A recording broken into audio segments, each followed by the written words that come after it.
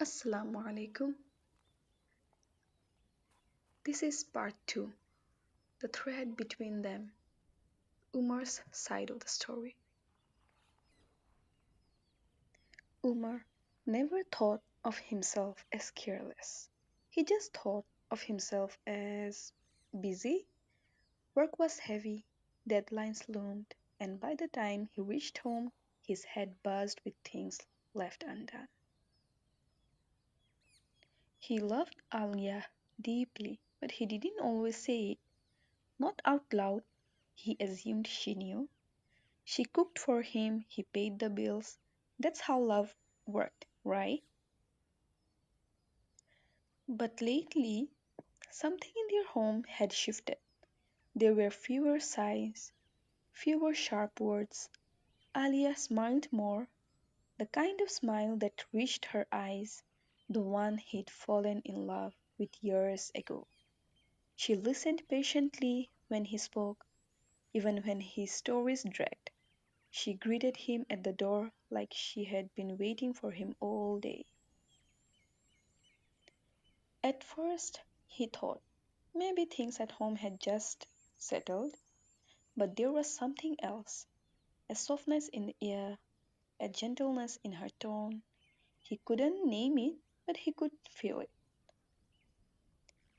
And it made him notice things, like how she must wake up earlier than him just to get breakfast ready, or how she always folded his shirts the way he liked, sleeves tucked in, collar straight, or how she never complained when he came home late, even though she must have been exhausted from her own work. One night, after dinner, he sat watching her fold laundry. She hummed quietly to herself, and for a moment he just looked at her, really looked. The woman, the woman who had left her family home to build a life with him, the woman who carried both her own burdens and some of his without ever making him feel the weight. Something stirred in him. He got up, walked over, and rested his chin on her shoulder. She looked up, surprised.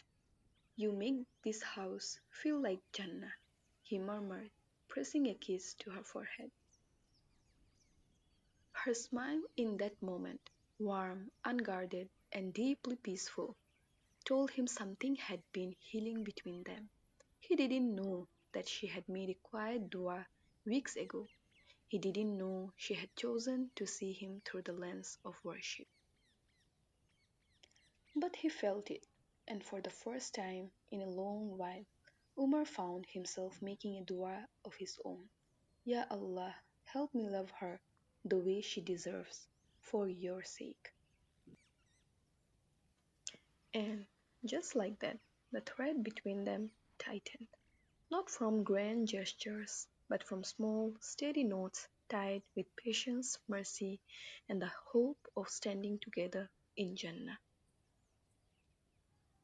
The final moral of this story: marriage is not sustained by grand gestures or perfect compatibility, but by daily intentions rooted in seeking Allah's pleasure.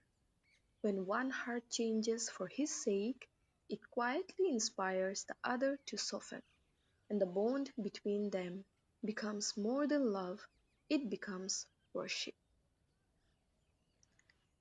Lessons from Alia's side, the wife's perspective. Number 1. Change begins within. Trying to fix your spouse often breeds frustration, but changing your intention changes your reality.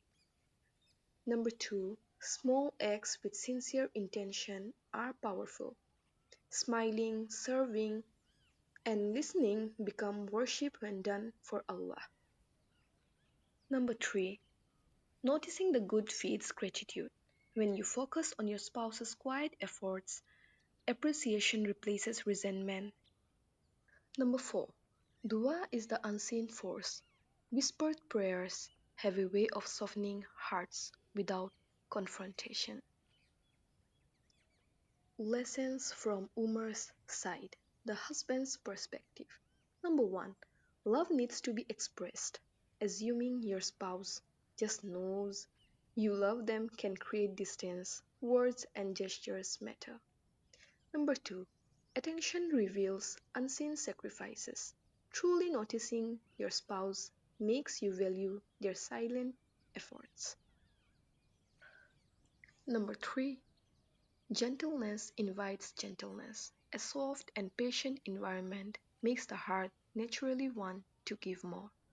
Number four, respond to goodness with goodness. When you feel your spouse giving more for Allah's sake, let it inspire you to do the same. Now, here are a few self reflection questions for the couples. Ask yourself, when was the last time I turned my marriage into an act of worship?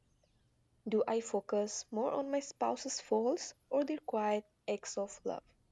If I were to change one small habit today with the intention to please Allah, would it be? Have I made dua for my spouse, not just about my spouse? Thanks for watching this till the end.